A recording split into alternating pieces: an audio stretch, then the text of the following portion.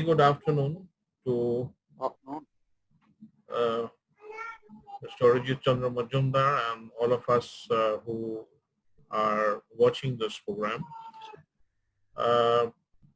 Today we have a very eminent educationist, a person who has had widespread exposure in various premier institutions, and here is a small glimpse of his very illustrious career, where he has served at well-known institutions like the National Institute of Personnel Management. He served at the Indian Institute of Management, Ranchi and Shillong, heading corporate relations and external affairs. He has also been associated with India's first B school, the Indian Institute of Social Welfare and Business Management.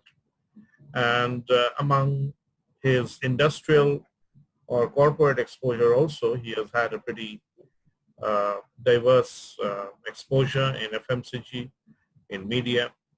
So today we will try to get some insights from this very eminent gentleman regarding what he feels is the way forward with regards to COVID-19 and education in particular. Mr. Majumdar, my first poser to you would be, how well do you think our institutions have handled COVID-19 in terms of education? How has our educational institutions handled COVID-19?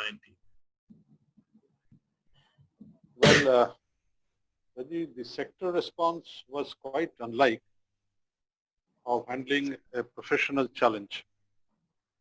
COVID-19 otherwise has exposed the casualness of the stakeholders and inadequate infrastructure and its usage. And to sum it up, it's not been handled as was expected. Is it because we have had no exposure in a calamity of this sort that you feel that we have not been able to cope, or was it a kind of an indifference? Surely the way the educational institutions have responded have often exposed a lot of these bones in the cupboard, as they say. So what has been the problem? What has been the core of the problem? As I said, the none of the stakeholders of the institutes that they were ready for the calamity. Once it has happened, they were taken aback. They were searching the ways and means how to handle it, and it took considerable time since there was no prior experience. And still, in fact, still today, they're still searching the way out, how to get over this. As you must have seen, these the board exams and the university exams are still at the crossroad. They have not been able to take a route which they should follow, and so on and so forth. And the process, the other stakeholders, the students are also not sure which way their future is getting. Right. Now, this calamity or this catastrophe, whatever we may want to brand it as, has also, put forward this issue of online classes and online teaching, something which we have been, hammering home for a while. Now, there are two schools of thought with regards to this, and I think one which we all agree kind of, and that is online education can never be a supplement. It can at best be a complement. It can add on to the value of offline education in some form. People who are not able to attend classes for maybe family reasons and others, they can get benefited.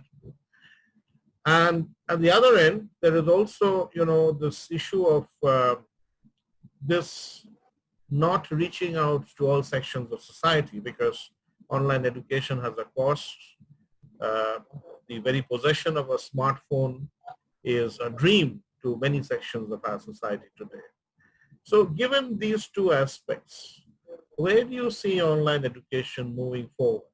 What is your view with regards to this?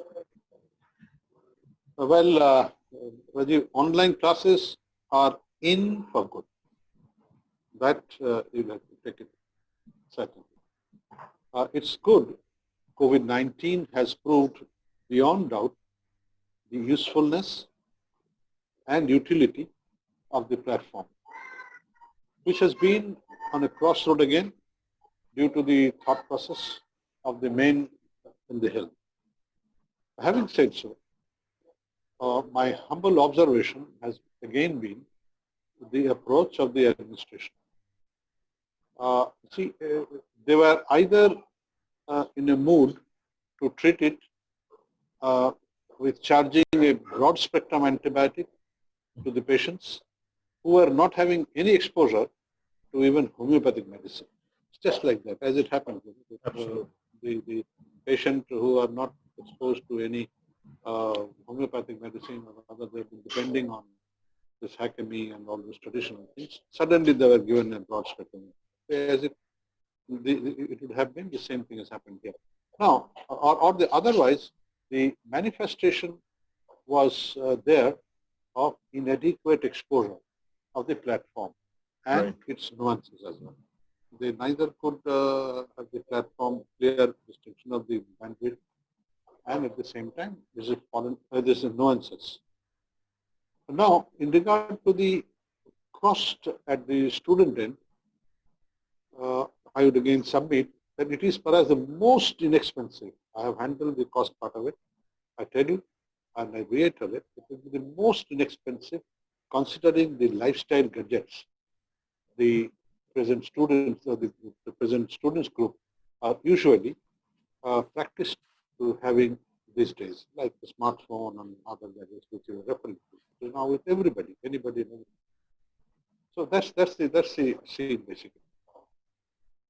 That's a very very important observation that you have made, and it's almost like being the devil's advocate, because most people are social thinkers and are all so-called liberals and all, have always been raising this issue that a smartphone, etc., is a luxury and all that. But I think perhaps the issue lies somewhere else. The issue perhaps lies is in the area of infrastructure, the bandwidth, and perhaps today we are in a city and we are able to get access to all of this, but it will definitely be a challenge, and as that it's already been proved in this committee, that perhaps the government, the decision makers, have to do a lot with regards to enhancing the infrastructure. So the onus actually lies somewhere else. What do you say? Well, you see, as I said, the way the situation is being handled, it was a firefighting. Again, it happened that since there was not a structured approach, and they were again not having the overall view or the global approaches. So that way, they were really trying to firefighting here and there, and to put up something so that they are as if that they are doing something. This is the basic case. Right. Now, yeah. See, again, one very important discussion and view that is also coming up amongst the educated and the people who keep an interest in education, and that is perhaps it's high time, given the fiasco, we may say, that has happened. It's high time the government takes more interest, the state takes more interest in a country like ours, a welfare state like ours, in areas of education and of course health. I mean, that's another issue altogether. But how do you see that? Do you think indeed the state should take more interest, invest much more than what they're doing in education, and perhaps, get into this in a bigger way? Now, you see, again, I tell you, there's one has to understand clearly. You see, no state, nowhere, in the global scenario, if you look into it, uh, it can never be a state's responsibility to fund for education. Absolutely. One has to be very, very clear.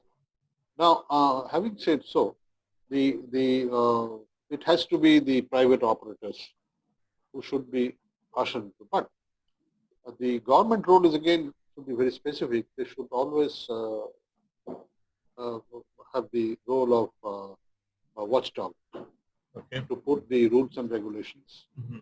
to get into the proper audit, to check about the delivery system. If government can ensure all these points, uh, again, I tell you, the private operators or private sector will do wonders.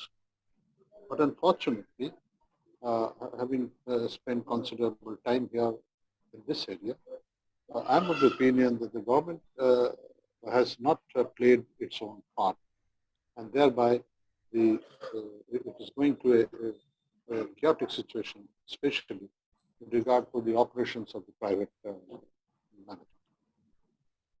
Okay. So you're of the view that the government's role should continue to be, in a larger way, mentoring, keeping an eye on what's going on, monitoring, and as you said, being more of a watchdog. So that is where Absolutely. you, That's yeah.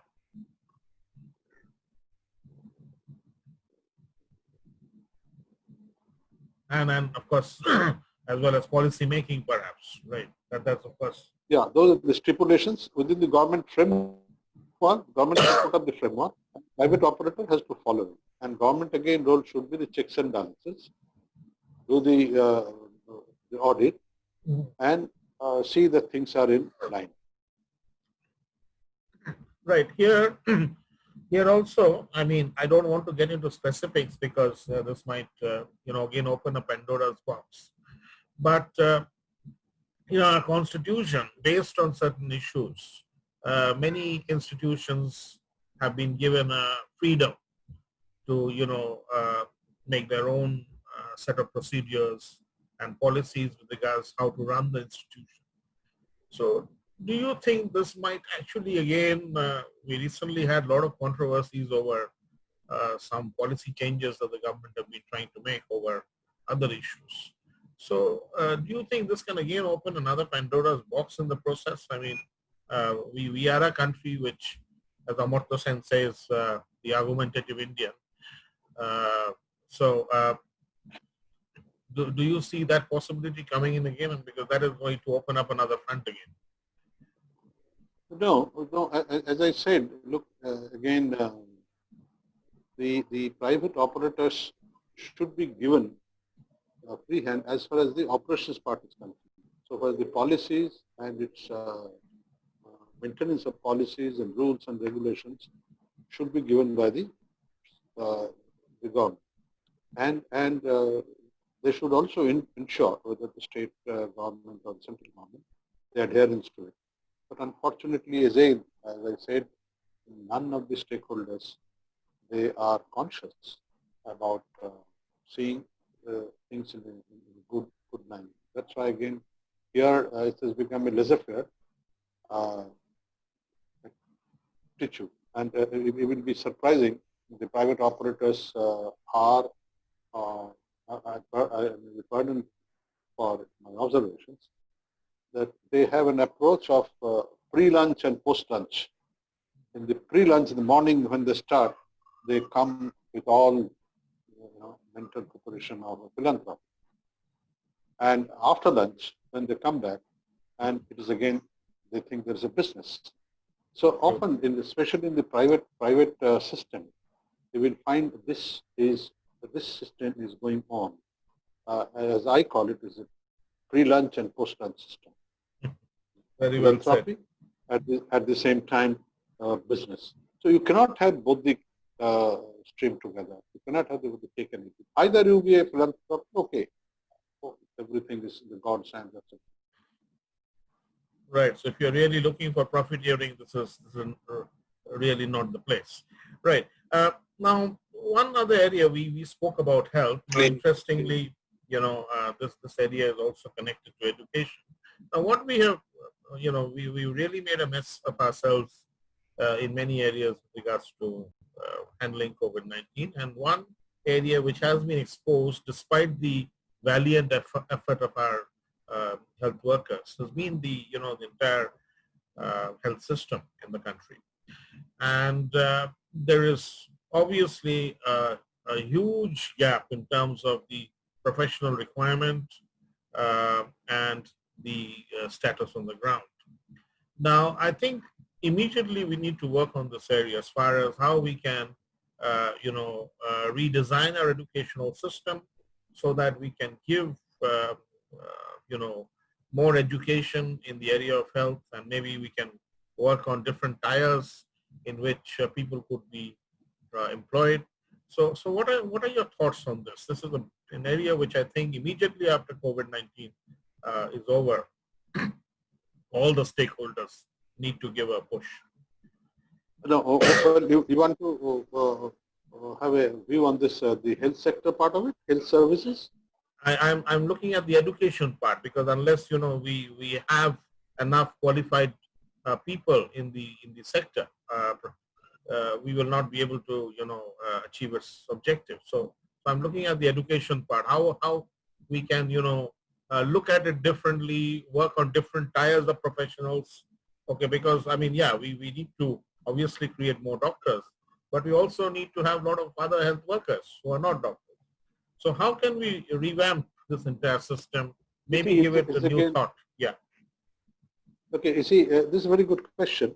Number one, again, states need to play a major role in terms of the health services delivery and price. Right. Having said so, it is also agreed that the task from the state end would be daunting. Again, they can enforce here again strong do's and don'ts in terms of delivery and the cost. So once it is there, then we need to have the professionals to handle. Recently, you must have seen the state chief minister has given a dictum, I think last 2 days back, right, pegging the service as well as the cost of it. So she had it's a very good approach of the state administration. So it was again to some extent it was a laissez-faire, and the poor the people, the patients or the patient parties were paying through their nose. So that has to be again regulated to a great extent. At the same time, the professional approach in India, I would say that again South, unfortunately or fortunately, I've had the privilege of visiting a lot of health sector areas. So South is much more professional in terms of the delivery and the availability of services.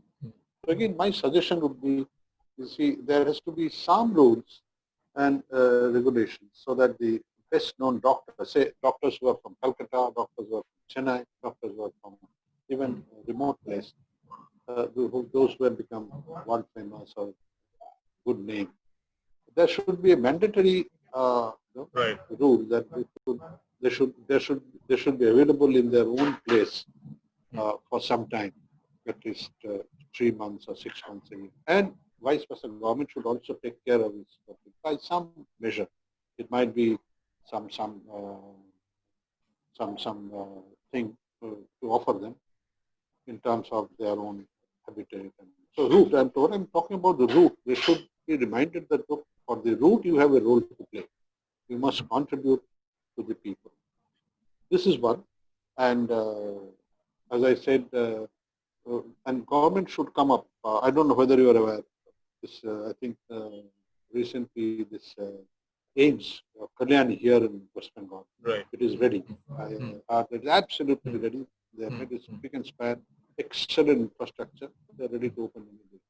So government should get into the service in these areas where absolutely specialized field, which could be again cost-wise forbidden by the private sectors. So there, government should pitch in, might be in a PPP model, and specialized services. And once they take care of that area, the other sectors again, it should be uh, given to the private sector. But again, the watchdog, the work of the watchdog should be performed by the government, be it central government, be it state government. And again, another part is the nursing. Recently, the fiasco which has taken place in West Bengal, some measures need to be there to arrest the situation. Yes. As we have seen that these professions, again, the Northeast ladies, Northeast people, they are quite updated. And I don't know, my observation again, the philanthropy or the outfits of this group are quite good in terms of the service delivery. Right. Okay, Arijit, one final question before we wrap up this session today. It's been really a pleasure engaging with you. Now, we were just talking about, at the beginning about online, offline, and I think we both agreed that yes, online is going to stay, but obviously we cannot see it as a supplement or a substitute for that matter. Now, I think one of the realizations in this during these lockdown period has been the fact that one discipline, one educational stream which has been benefited perhaps in a big way through all these experiments is the field of management education, because we've had the opportunity to hear a lot of people who are normally very busy through these technologies. And I think a lot of students who were genuinely sincere and interested students, they too have got benefited through this. But people who study natural science, people who are in the practical subjects like hotel management, etc. I think for them it has been a little bit difficult because one, they have not had the opportunity to go out for their internships. So is there any way out? I mean, God uh, bless and touch wood, this kind of thing never happens again. But in the event of another calamity in the future, is there a way out that we can think of from now as to how people from these other streams also could, ride over this kind of a calamity? Is there any idea that is coming to your mind or any thoughts? Yeah. See, again, I don't think education in old system will come back again in its totality. So therefore, the forthcoming changes to be in the areas of delivery, evaluation system, Right. skill-based short-term programs, and also in admission process. So with this background, again, whether it is management education or non-management education or technical or vocational, you see, one has to have the mindset about the delivery. I know which the profession of which I just referred to, like hotel management. There are quite famous hotel management institutes in India also, might be 2, 3, and at the same time the other areas. So there has to be very, very specific delivery methods. What you are going to give it to the students, right? Now the days of brick and mortar system is almost gone. Absolutely, is almost gone. Now the new method is coming up, that with a practical approach, hands-on experience like that. So there again, there has to be, what I say, that it should be impaired in such a manner that it is a restricted one. Now with this online thing coming up, recently I saw a cartoon. This is a very interesting cartoon. I saw this, a person was taking a bag full of this Zoom experience with him. Okay. A huge number. So again, this one has to go deep into it.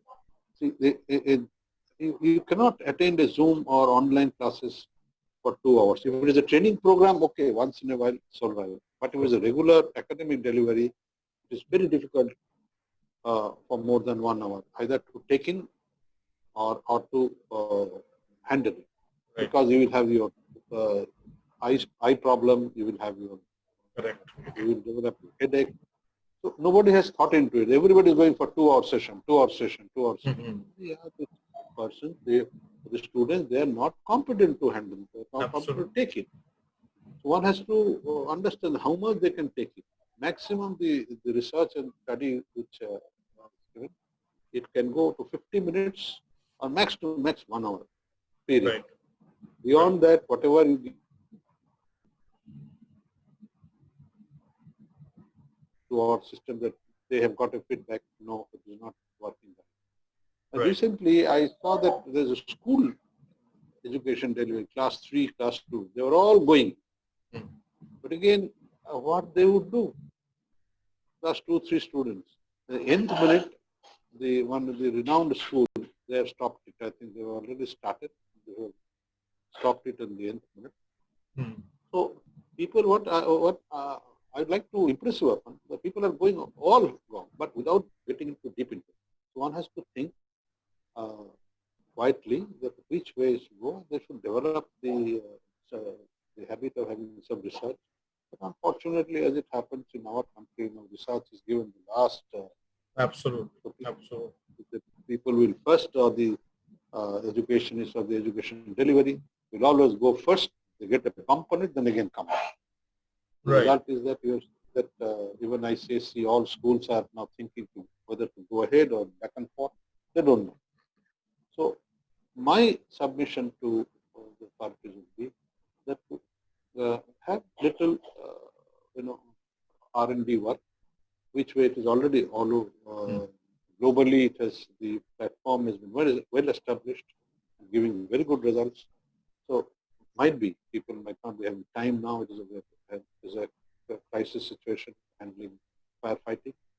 So once it is settled down to some extent, they should find out exact ways and means which would be a structured delivery method, which would be again good for the recipient. They can handle it, they can digest it, and they can produce the result. And unless you do it, I fathom that there might be a crash landing in the days to come. Right. So I think, one thing is for sure, Rajib, and that is we, many years ago, we used to talk about literacy, and literacy at that stage was defined by, writing the alphabets in a particular language and signing your name. Then it came to the level of computer literacy. And today we are in level 3, perhaps, and that is this ICT, or in the communication technologies technology. And that is another kind of literacy that we need to develop. So the future, I think, is going to revolve around that. So people who have had no exposure in this area will really need to pick up and acquire that literacy. Okay. And it is something which is not just being restricted to education, but across the board, whether you get food for yourself or whether you get medicines for yourself, everything, practically. Yeah, this again, it will be fully dependent, the education will be dependent on the technology. If you have seen, when the television was getting in, everybody said that print media is dead. And print media has proved is they are not only come up within every year standard growth of 10, 12, 15%. They're strong in it. Again, the reason being the method, the module has been changed. In print media also, they're fully dependent on the technology. Once they could merge this technology with the print media, they're going to havoc. Similarly, the technology has to be brought in, to be ushered in to the education system. And once students, the teachers, basically all the stakeholders are accustomed with the system, it will grow. Else, that could be question. Right. Thank you so much for some wonderful insights. And I think the series which we have planned on behalf of Knowgen Education will be helpful to all those for whom it is meant for. It's really been a pleasure, and thank you so much again for your time. My pleasure too. Thank you very much. Thanks for the, and I look forward to see Knowgen coming up and up. Thank you so much. Thanks Your so much. blessing.